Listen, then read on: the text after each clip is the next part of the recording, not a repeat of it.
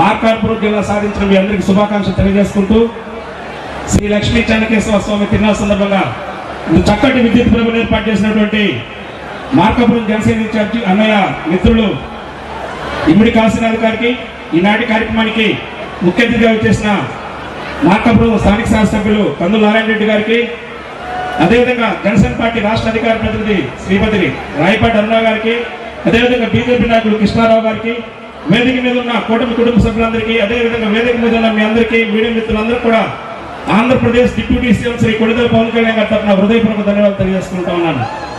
మీకు తెలుసు, ఇటీవల కాలంలో కేంద్ర ప్రభుత్వం 25 జాతీయ అవార్డులు ప్రకటిస్తే అందులో 5 అవార్డులు ఆంధ్రప్రదేశ్ రావడం, ఈ 5 అవార్డులు కూడా పవన్ కళ్యాణ్ గారు ప్రాతినిధ్యం వహిస్తున్న పంచాయతీరాజ్ శాఖ రావడం పవన్ కళ్యాణ్ గారి యొక్క పరిపాలన దక్షతకు నిదర్శనం చెప్పదలుచుకున్నాను.